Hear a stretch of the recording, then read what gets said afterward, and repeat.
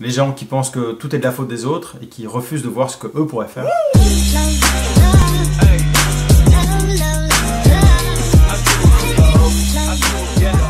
La mobilisation des jeunes pour le climat a mis le climat à l'agenda politique et c'est une très bonne nouvelle. Depuis l'an dernier, le commerce de l'ivoire est définitivement interdit en Chine et à Hong Kong. L'an dernier, les populations de gorilles de montagne ont dépassé 1000 individus, c'est un succès remarquable de la conservation de la nature. En 2022, nous allons réintroduire le tigre au Cambodge alors que celui-ci a disparu depuis 10 ans. Depuis quelques années, nous voyons le retour du loup en Europe, ce qui est une excellente nouvelle.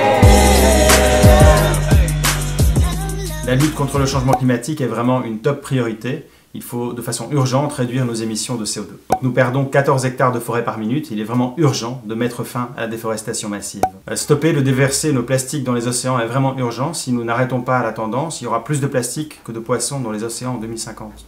Mettre fin à la surpêche et arrêter les pratiques destructrices pour que nos enfants aussi aient accès à cette ressource fabuleuse que nous offre la mer. Changer le modèle agricole pour offrir à tous une alimentation de qualité tout en préservant la nature.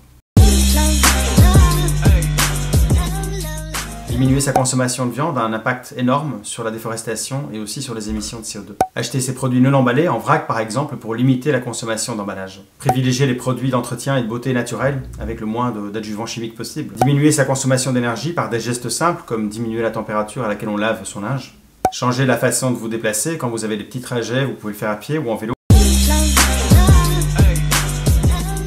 Alors avant de partir à l'étranger, d'abord se poser la question de savoir si on peut y aller en train plutôt qu'en avion. Dans beaucoup de pays, l'eau est une ressource rare, donc pensez à économiser l'eau quand vous êtes à l'hôtel. Ne pas par exemple faire changer vos serviettes tous les jours. Limiter les déchets plastiques, c'est aussi par exemple prendre une gourde pour emmener son eau avec soi, plutôt que d'acheter une bouteille et de l'acheter ensuite. Soyez attentifs quand vous achetez des souvenirs de vacances, le commerce des coraux ou des reptiles met en danger ces espèces. Privilégiez les petits établissements qui respectent davantage la nature que les grands complexes hôteliers qui sont très énergivores.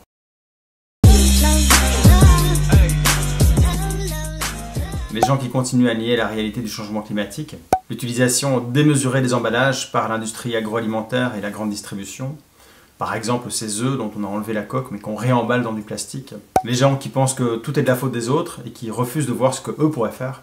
Donc un exemple très simple, c'est refuser de couper son moteur quand la voiture est à l'arrêt.